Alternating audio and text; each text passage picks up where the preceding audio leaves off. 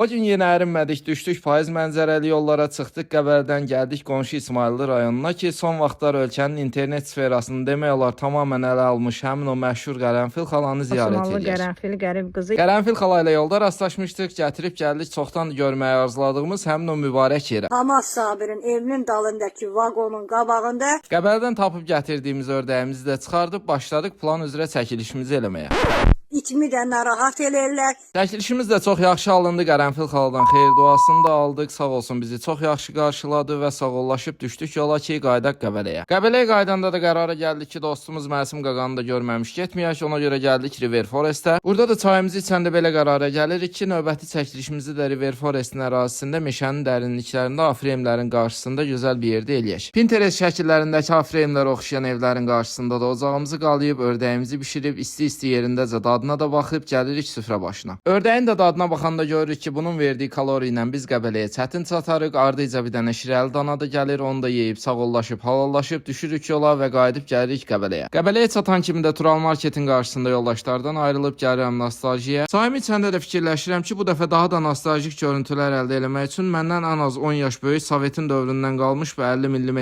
lensdən istifadə edeyim. Yarpaq dolmasının qatğa batırılma səhnəsini mümkün ola biləcək hər rakursdan çəkirəm. Hazır nəticədə nostaljinin öz səhifəsində var. Burada çəkilişimi yekunlaşdırandan sonra da gedirəm bir neçə gün əvvəldən vaxt təyin elədiyimiz villanın çəkilişinə. Burada da adəti üzrə yenə lazımlı setupları quraşdırıb eksteryer çəkilişləri ilə başlayıram. Villanın ümumilikdə çöl görünüşünü, hovuzu, dağ mənzərəsini, palmaları, söhbətgahı, çöldə ola biləcək hər şeyi çəkib bitirdikdən sonra keçirəm interyer çəkilişlərinə. İçəriyə başlamamışdan da əvvəl hər şeyi çox diqqətli şəkildə səliqə sahmana salıram. Gözdən qaçmış kiçik detalları ən incəliyinə qədər həll eləyirəm. Artıq gələn əşyaları kənarlaşdırıram. Lazımlı şeyləri də çıxardıram çölə, sonra başlayıram işə. Təxminən 3 saatdan artıq vaxt alan bu çəkilişdə də villanın rezervasiya saytlarının tələb elədiyi standartlara uyğun yataq otaqları, hamam otaqları, mətbəx və kiçik detallar olmaqla bütün şəkillərini çəkib işlərimi yekunlaşdırıb, çantamı yığışdırıb gəlirəm arzum şirniyyata. Burada da biraz dincimi alıb həmin gün çəkdiyimiz videolardan birini də editləyib gəlirəm uzun və yorucu günün bütün yorğunluğunu atmaq üçün həmişəki kimi Karvansaray otelə Çeşmə Spaya. Burada da dünyanın ən bahalı və ən nüfuzlu hərraz evi hesab olunan Kristisdən alınmış sənət əsərləri, türk hamamı, sauna və hovuzla bütün yorğunluğumuzu çıxardıb dehidrasiyaya məruz qalmış bədənimizin su ehtiyatlarını təkrar təmin etmək üçün gəlirik VIP House-a. Burada da gülərüz personal təzə sıxılmış səhərin arpa suyu, soyutma yumurta, kartof yanında darada balığı günü burada yekunlaşdırırıq. Video da burada bitir.